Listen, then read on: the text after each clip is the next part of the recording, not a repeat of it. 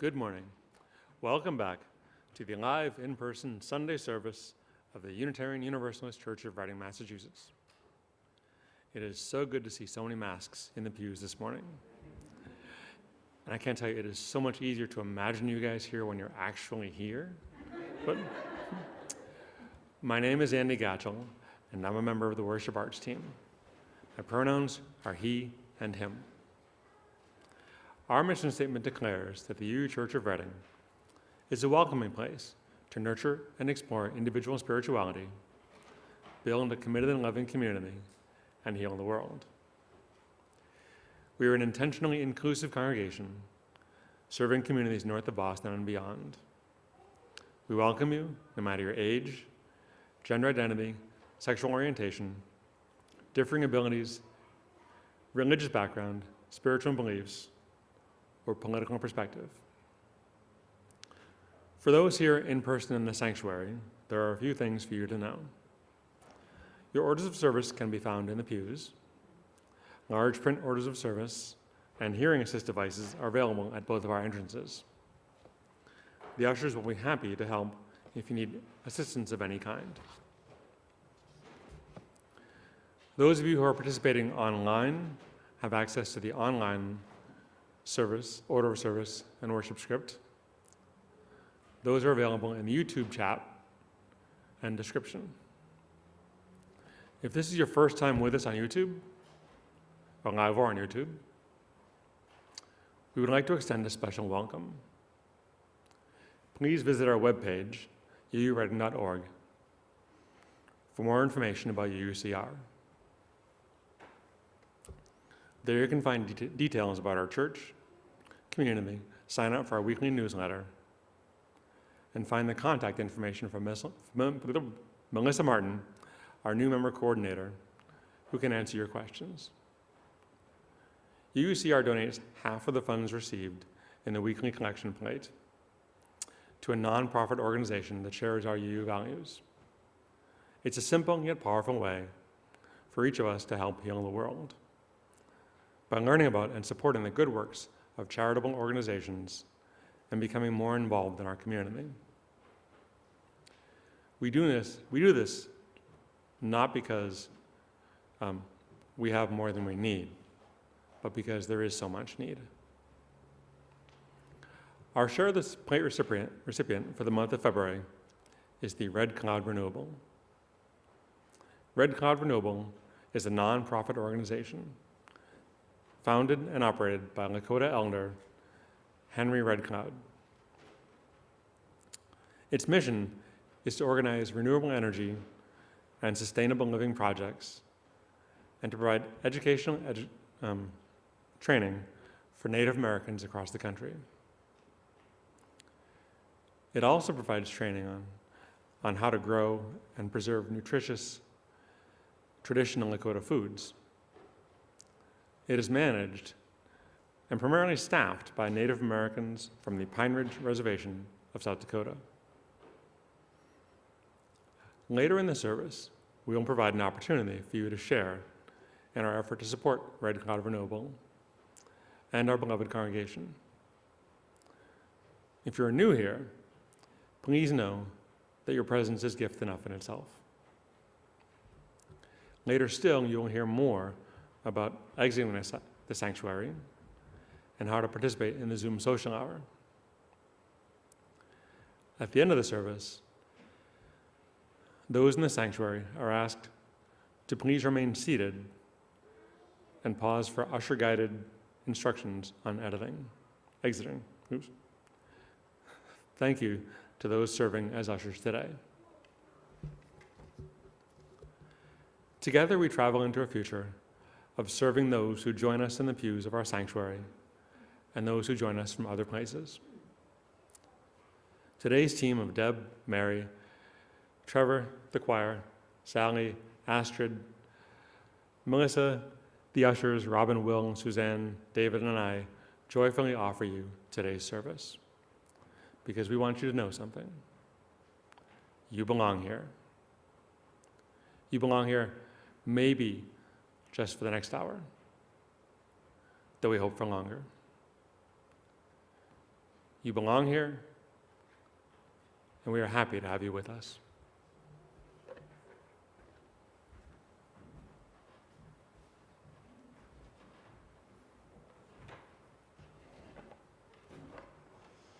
Good morning, I'm Sally Lieberman, and my pronouns are she and her. Our opening words this morning are from Adrienne Marie Brown, taken from her work, Emergent Strategy. EVERYTHING, all capitals, everything is connected. The soil needs rain, organic matter, air, worms, and life in order to do what it needs to give and receive life. Each element is an essential component. Organizing takes humility and selflessness and patience and rhythm, while our ultimate goal of liberation will take many expert components.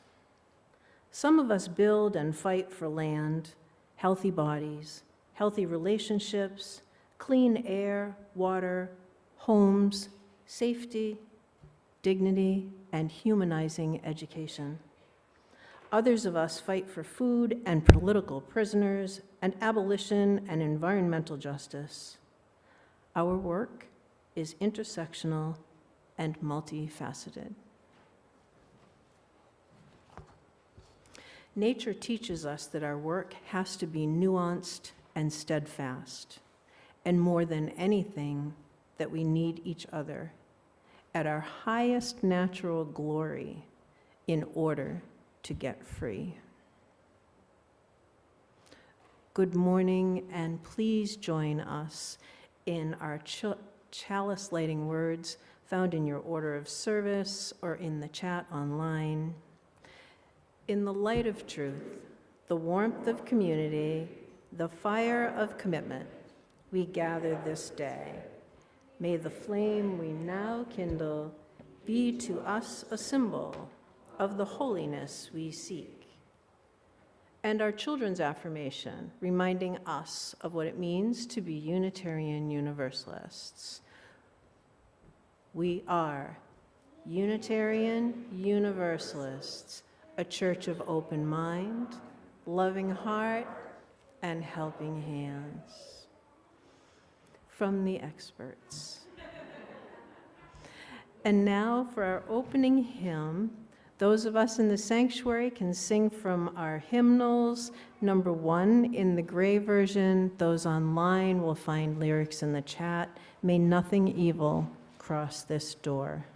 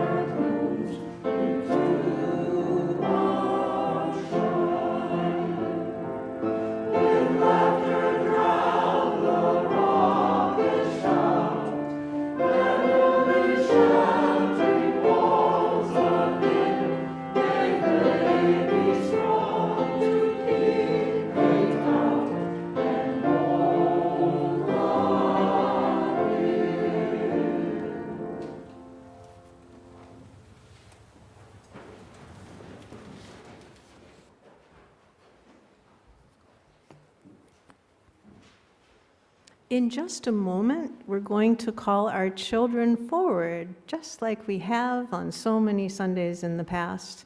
We remind any families here that children coming up front, there is a chance they may be caught on the live stream. So if you do not wish to have your child caught on the live stream going out on YouTube, simply don't come forward and enjoy your story from your pews. Imagine that a magical god or goddess or sprite gave you a box, an interesting, inviting box, and told you to never open it. That's the storyline from an old Greek myth. And in this story, the very first woman on earth was named Pandora. She was given this interesting, inviting box and had no idea what was in it. And she promised she would never open it. But it was so inviting and so mysterious that her human imagination went a little wild, and she wondered what was in that box. So one day she opened it, and the story says that inside the box was all the unhappiness you could imagine. There was injustice and meanness. There was hurt and anger and danger. And these terrible things flew out of the box when she opened it. So she slammed it shut and left one thing inside rattling around. That rattler inside was actually hope, which she was afraid to let out. So she kept it locked in the box for the rest of time. Stories can have pretty weird twists and turns, can't they? Now we would like to invite our children forward to sit for A Time for All Ages with Astrid, our youth assistant. And after Time for All Ages, come on forward if you feel comfortable, and if that's okay with your family. We'll be staying for the prayer, folks, and children will be invited to light candles at this station, and after lighting candles, we'll leave for RE.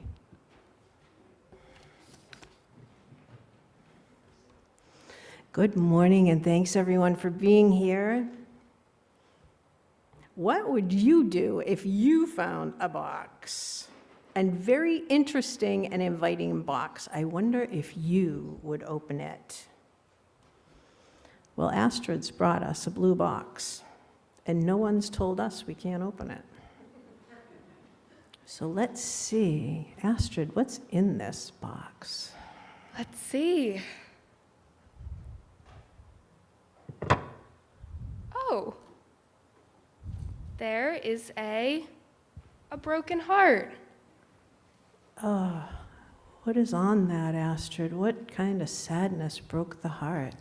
Injustice, meanness, hurt, anger, and danger. So those are in this box too. Yeah. Those things are real sometimes, aren't they?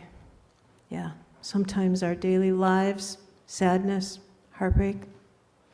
What else is in that box? Oh. There's a feather in this box too, and it says hope on it. We have lots of days when there's no sadness. And when we are sad, we can always hold hope, right? Right? And we can take that hope out of this box and set it free. What else is in that box, Astrid? There seems to be some snippets of a plant. I wonder why these are in here. Is there anything else in there? There's one more thing.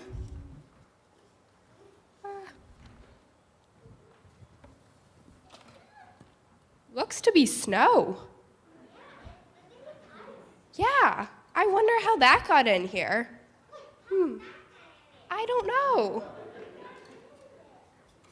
I wonder why there's snow in that box. Yeah. Any idea, Astrid? I have no idea. Well, you all might not have any idea either, but our children will find out during RE today. And they'll be sharing with us ways that hope carries forward and shows up in the most unexpected places, maybe in a week or so from today. So children, we are staying in the service for prayer, so you can go back to your families. And at time of lighting candles, if you'd like to, please light candles over here, and Astrid and I will take you to RE.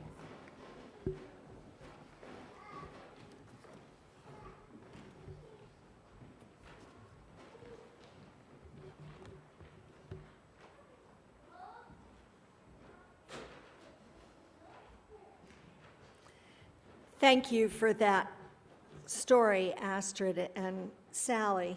And our first reading this morning is appropriately called Hope by Liesel Mueller.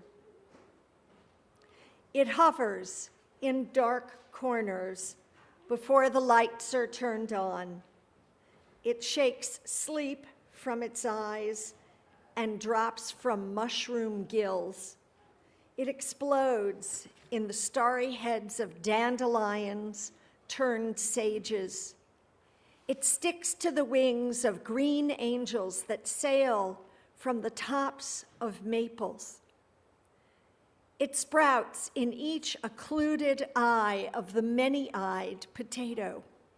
It lives in each earthworm segment, surviving cruelty. It is the motion that runs from the eyes to the tail of a dog. It is the mouth that inflates the lungs of the child that has just been born. It is the singular gift we cannot destroy in ourselves the argument that refutes death, the genius that invents the future. All we know of God. It is the serum which makes us swear not to betray one another. It is in this poem, trying to speak.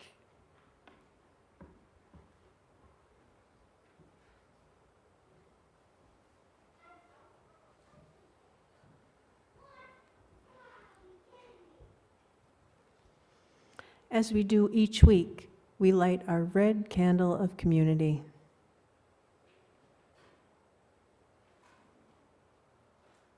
A refreshed candle this week, reminding us that we are a community of memory and hope.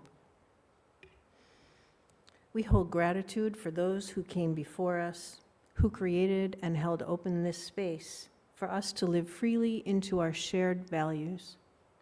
Let us be grateful for the circles of love and connection and hope that we find here, and for our companions who journey alongside us through heartache and through joy. Let's take a deep breath, settle into our seats, and settle into prayer time with Deb.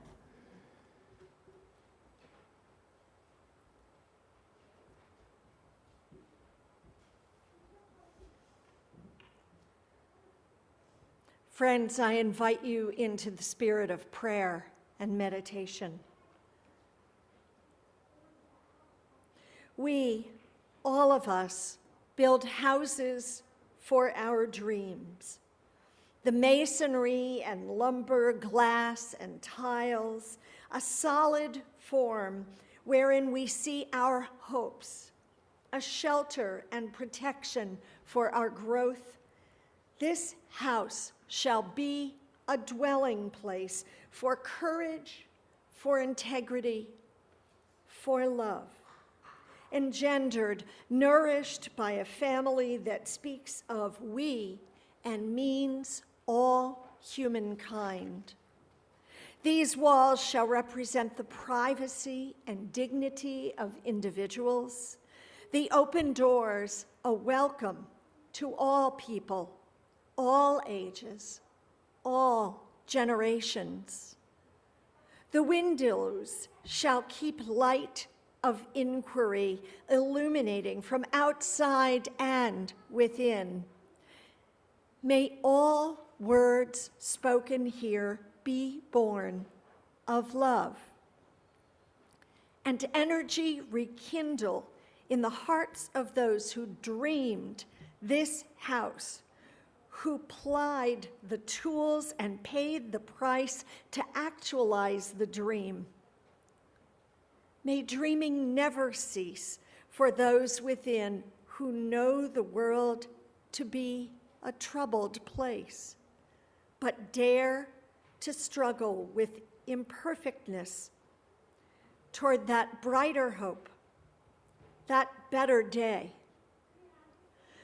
Let memories and warmth, a heritage, a quilted patchwork stitched with history of kindliness, of daring for the good, of funny moments, jokes and smiles and tears.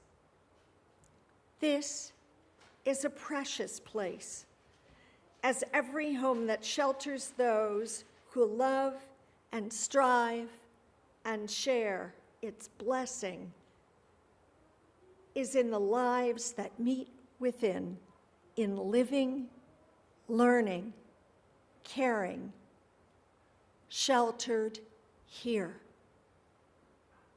Let us pause for a moment in this silence.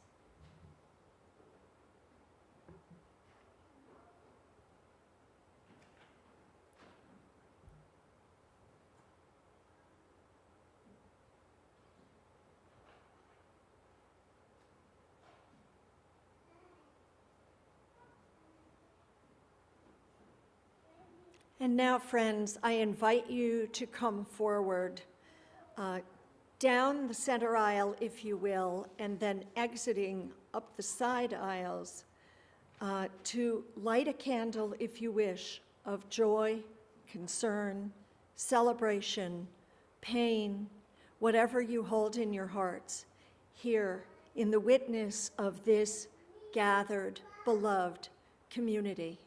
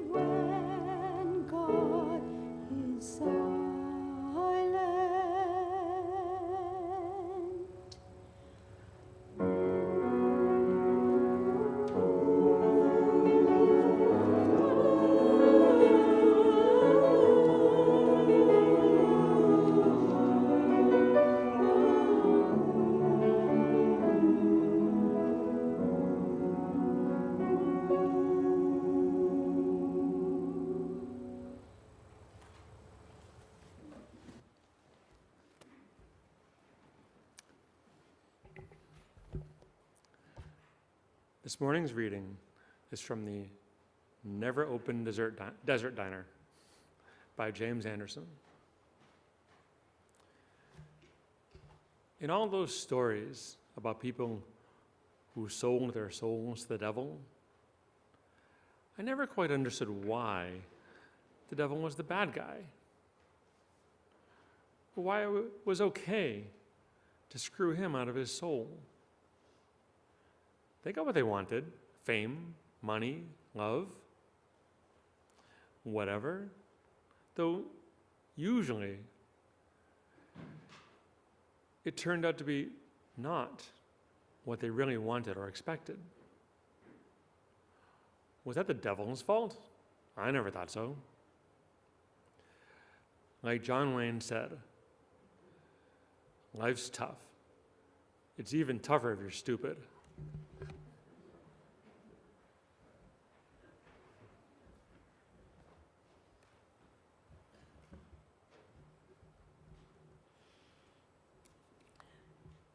Friends, I'm Deborah Weiner, and I'm your Transitional Ministry Associate. My pronouns are she, her, and hers. And let me express gratitude, first of all, to everyone who has come together to celebrate this reopening with people in the pews and all of you out there. It is a joy to be together, and blessings. Well, some of you are old enough to remember that commercial from years ago, the one about Promise Margarine. In it, people are merrily cavorting and doing somewhat naughty things, and then there is a lightning bolt, and Mother Nature herself appears and says authoritatively, "It's not nice to fool Mother Nature." Yep, that takes you back. And chastened, we are all supposed to heed her warning, at least long enough to go out and buy that stuff that was being hawked, filled with chemicals, I might add, to give us that sweet, creamy taste that the ad talked about at the grocery store. Or there is the time-honored story of the children who, excited about Christmas, sneak downstairs to the tree in the middle of the night before Christmas and open their presents only to try and wrap them up again before their parents get up. They go back to their beds, and when it's time to get up and really have Christmas, they realize that they have ruined their holiday, all because they were too curious and impatient to wait a little longer. The story of Pandora's box, which you heard this morning, stretching back to at least the 6th century BC, is also at the root of the Trojan horse story. That one is in Homer's Odyssey and also in Virgil's poem, the Aeneid. The Trojan horse, such a lovely gift, holds soldiers inside, waiting for their moment to conquer their oppressors. Once the gift horse was pulled inside the walls of the city of Troy, the Greeks emerged, overthrowing the ruler and taking the city. And in the Bible, in Genesis, Adam and Eve encounter the serpent in the garden, who lures them to eat the apple, thereby unleashing unpleasant surprises. In Eastern myth, there's also the Aladdin story, although it was not part of the original 1001 Arabian Nights collection, which is where we get the genie who escapes from the bottle, unleashing all sorts of wild things. So this idea of wanting what we shouldn't have or what we don't deserve shows up in many cultures through many centuries. For the last 2 years, we've been living in a time where it seems we opened up Pandora's box. Viruses have been around since history was recorded. We know that. And although this unique coronavirus may have been unknown before 2019, it was preceded by many others over time, one causing Neolithic decline around 3000 BCE, one around 600 in the Christian era, and two plagues that struck Europe in the 14th century, plus smallpox, which dates back at least to 10,000 BC. Similarly, there have been other times in world history where societies have elected or encountered autocratic leaders, like the former resident of 1600 Pennsylvania Avenue, who imposed their narcissistic and perverted views of how society should be governed. Think of Ivan the Terrible in Russia, Hitler in Germany, Pinochet in Chile. And yes, there are even examples of autocracy in this country, perhaps the most evident being the ways in which the US government claimed ownership over Native American land and people. Here's a fun fact. In 1934, Franklin D. Roosevelt recognized his government's oppressive rule over Native Americans, saying, "The continuance of autocratic rule by a federal department over the lives of more than 200,000 citizens of this nation is incompatible with American ideals of liberty." Yet, despite passage of the Indian Reorganization Act, systematic oppression of Native people continued until the administration of Richard Nixon, great guy that he was, and the enactment of the Indian Self-Determination and Education Assistance Act of 1975. Right now, it does seem like culturally we have opened up a box of decidedly unsavory and malevolent forces. Not just COVID, not just the orange-haired person, and people from Georgia ranting about gazpacho police.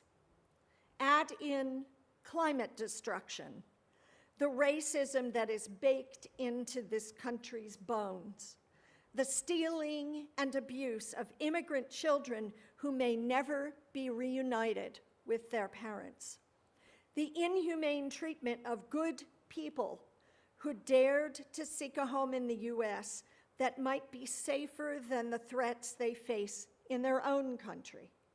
And of course, there's plenty more that we could add to that list. Having opened the box, many have decided to run and hide. That's one response for sure. Head for the spot under the bed. God knows I have wanted to find that place, covered up with a nice warm quilt. Maybe it will be okay in this space, my child voice says. I'll just stay here humming and binge watch reruns of The West Wing or Game of Thrones. Well, don't laugh. I'm on my third viewing of Game of Thrones right now, into season 3. Oy. Or we respond with disinformation, inventing our own alternative facts. Why, thanks, Kellyanne, for that new phrase in our lexicon. We'll just convince ourselves that what we observe and feel and read isn't so, and then we can come up with a new narrative to make it go away. Or we might stir up thoughts and science and logic be damned, come up with an entirely different answer.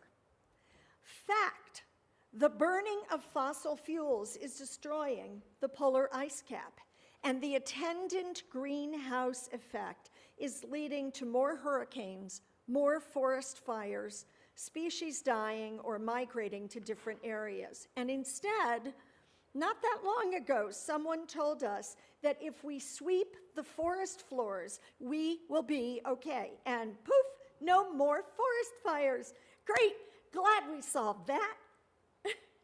And so cynicism takes hold. And with it, polarization.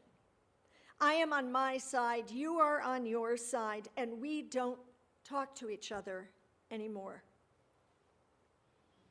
I know that I have said, only joking a little, that pretty much I talk exclusively to UUs and those with similar progressive political views. While that can be comforting, it also means that the dialogue that might take place to bridge gaps in thinking and speaking and governing doesn't really happen.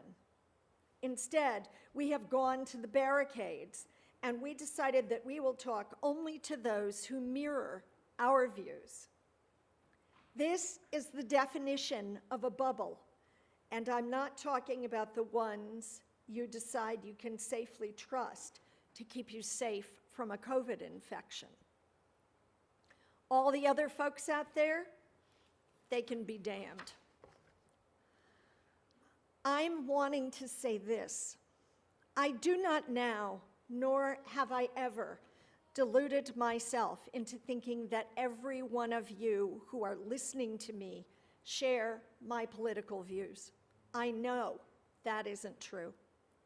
And I am pretty sure that somewhere, either in this crowd right now, or in the group of folk who are watching on YouTube or who eventually will see this sermon, there is someone who thinks radically differently than do I.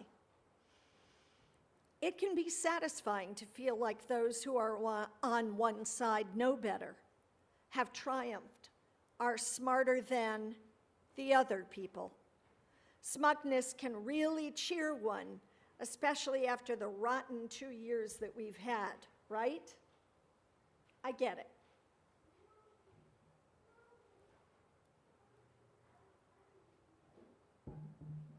But I wonder, what does it get us? Here in this congregation, there have also been significant differences of opinion present about your last minister, about whether your governing board was doing the right things in the right way, and more. It has been a very rough go. I want to say to you without equivocation that your governing board, your very hardworking staff, your leaders have not only done the best that they could, they have acted with integrity and with deep commitment to this congregation.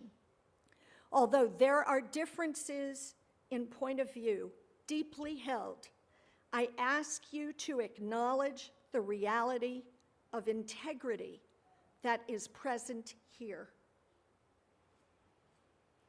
The 13th century Muslim Sufi poet Rumi is too often quoted these days, I suppose, but that is so because so much of what he said feels like it was written for us now.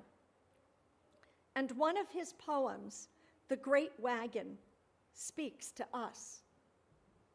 He wrote in part, "Out beyond ideas of wrongdoing and right-doing, there is a field.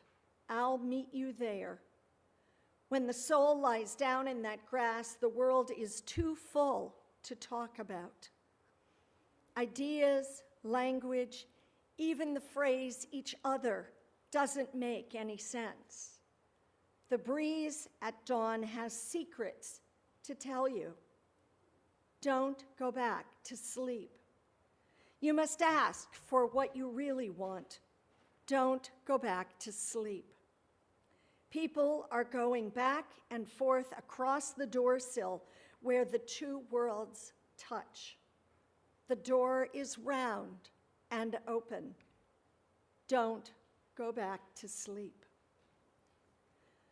Don't go back to sleep is, in its way, Rumi's reminder that maybe, uncomfortable and frightening as the prospect is, at some point we do have to come out from under the covers, and more than that, start talking to one another again.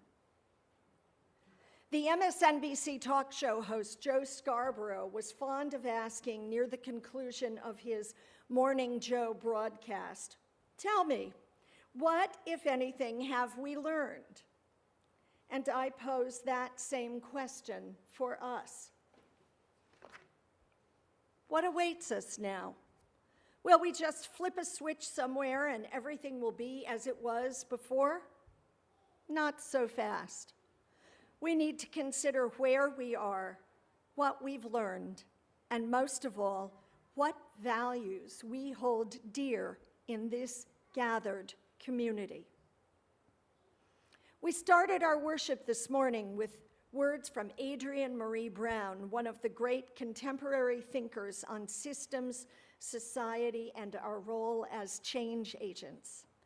Brown understands the opportunities we face at times like the one we are living through right now.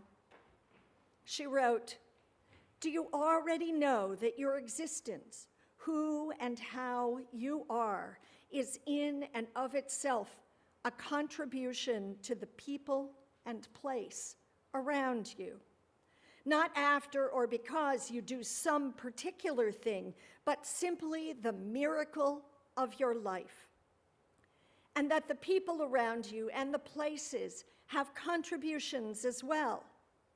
Do you understand that your quality of life and your survival are tied to how authentic and generous the connections are between you and the people and place you live with and in?" Yes, there are opportunities here, right now. And challenges, of course, as we know those two ride together. There is much that can be done, and we must do them, demonstrating our support of our principles, supporting organizations that are working to defend voting rights and the core values on which this country was founded. There are things that can be done pretty much every day. I urge you to do them, one thing at a time. And before you get into a verbal wrangle with a vendor who isn't serving you in the ways you think they should, or a person, maybe even in this congregation, whose actions you don't understand, I urge you to stop for a moment and think. What is going on in that other person's life which led them to this place? And what are we called to do in response? It's called empathy, and it is my belief that it will help move us out of our bunkers to a place where connection and perhaps understanding can grow again. Out beyond right doing and wrong doing, there is a field. I'll meet you there. If we can recenter ourselves and move from a place of demonization, appealing as that might be, to a place of understanding that we need to meet somewhere to begin a dialogue, we might just have a chance. The Canadian conflict management specialist Betty Prees suggests that meditation and prayer may help us to release the pain and anger that we are carrying, to move toward that place of empathy and connection. I release to the universe every pain in my cells and in my body. If we do not take care of our own pain, Prees suggests, we become judgmental in response to pain, entitled to feel just the way we do, and we don't move from that space. The effort to move forward calls us to start by being loving and compassionate to ourselves. Heaven knows it is hard to stay grounded in the moment right now, but beginning with love and care and releasing the burdens we carry may help us to get through. So what, if anything, have we learned? We've learned that if you scratch the surface of a church, as your former interim minister Catherine Senghas once said, you'll find real people inside, with foibles, challenges, gifts, and surprises, both good and not so much. We've learned that close to 48% of the voting population of this country voted for the other guy. We've learned that climate change is only going to be slowed if every one of us does things that we each can to reduce carbon emissions and other environmental damage.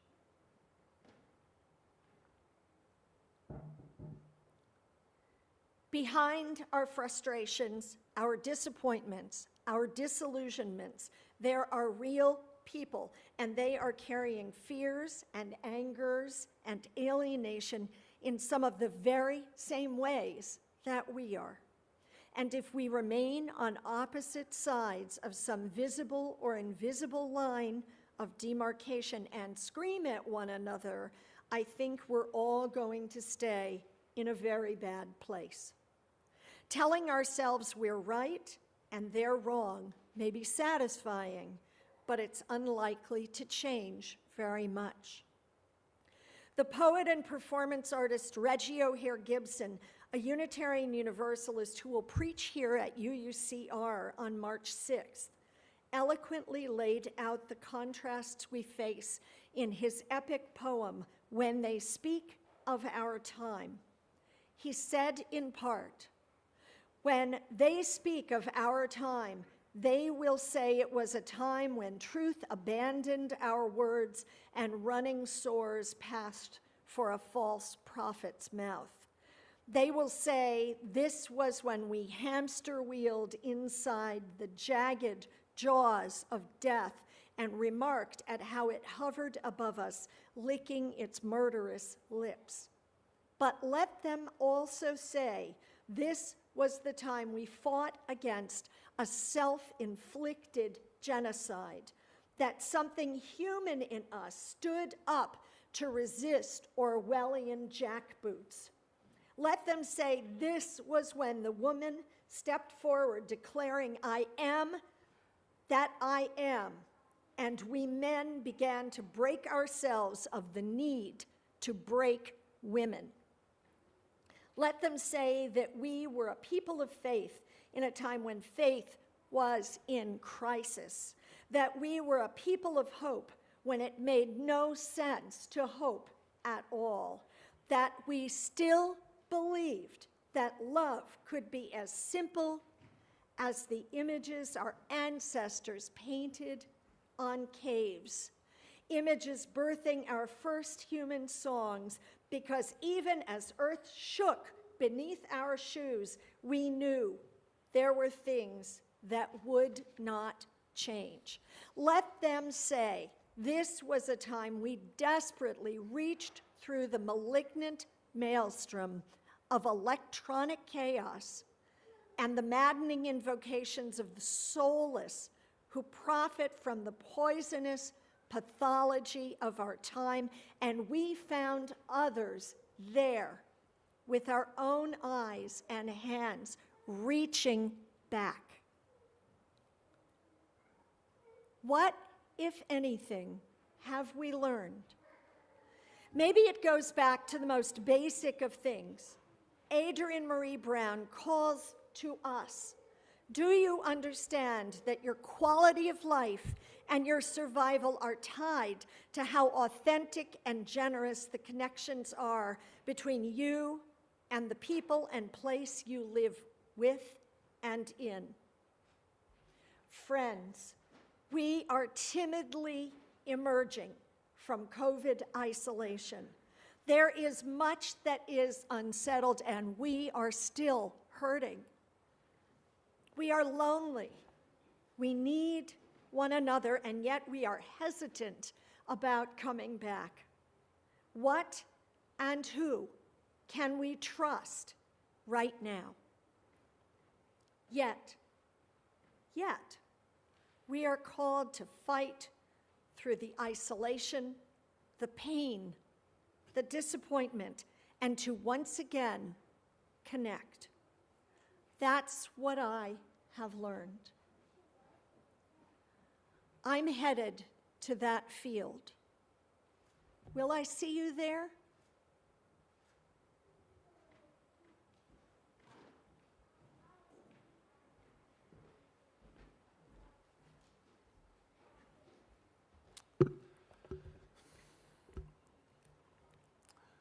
We pause now to share our financial support for the ongoing mission of the UUCR. If you're a newcomer, sharing your time with us is more than generous enough. Don't feel you have to give. For our offertory today, online donations can be made using the link provided in the chat or by clicking Donate at our website, uureading.org. Folks in the sanctuary can leave a physical donation or check in the offertory plates located at either entrance and can find an easy-to-use QR code on the back of the printed order service. Ask our ushers if you need assistance. Please give generously to our Share the Plate offering to support both Red Cloud Renewable and the mission of UUCR.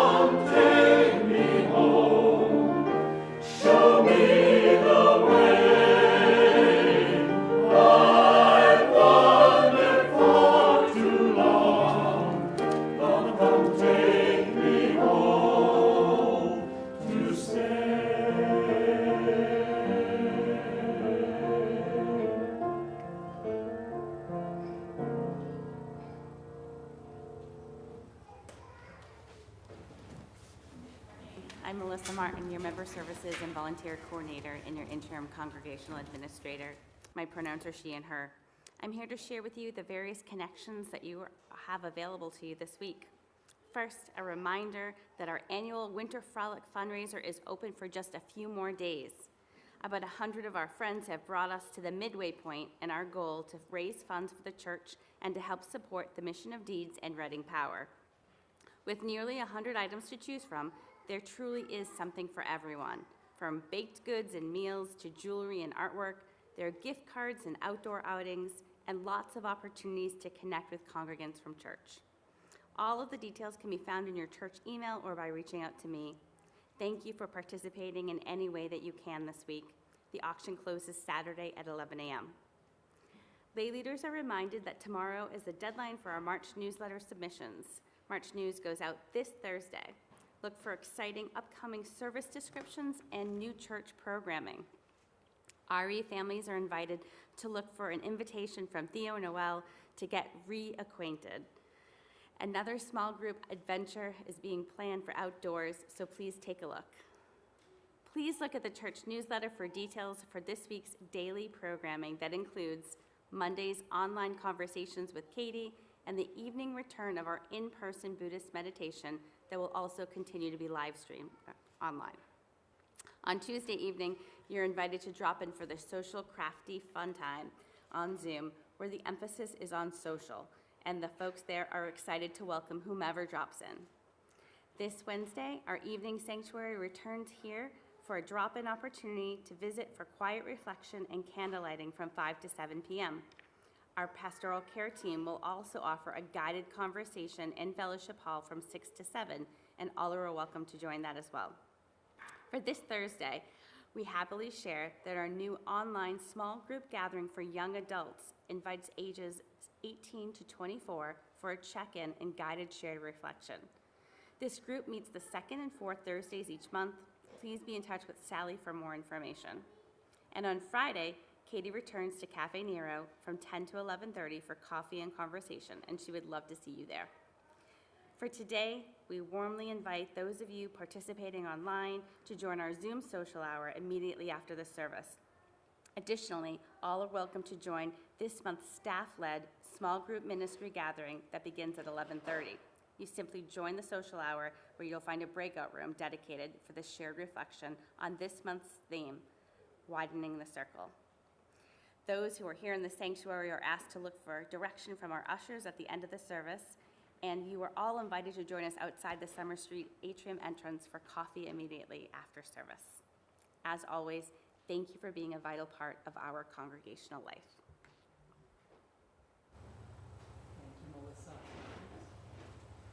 Thank you, Melissa. We are going to close our service with the hymn number 205, Amazing Grace. And it has been an amazing morning. Thanks to all who have come to be in the sanctuary with us, and thank you to the choir who sings quite amazingly. So let's all join in singing Amazing Grace.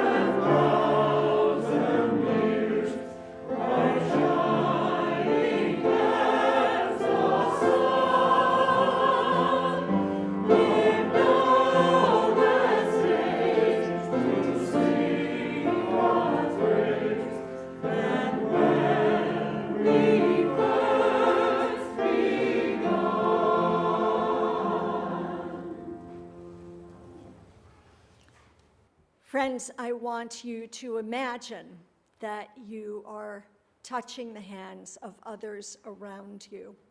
Soon, this will come. Please join in our chalice extinguishing words.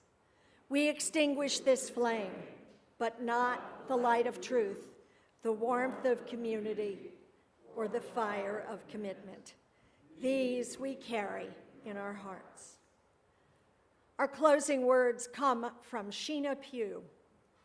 Sometimes things don't go, after all, from bad to worse. Some years muscadel faces down frost, green thrives, the crops don't fail. Sometimes a person aims high and all goes well. A people sometimes will step back from war, elect an honest leader, decide they care enough that they can't leave some stranger poor. Some people become what they were born for. Sometimes our best efforts do not go amiss. Sometimes we do as we meant to. The sun will sometimes melt a field of sorrow that seemed hard frozen. May it happen for you. Blessed be.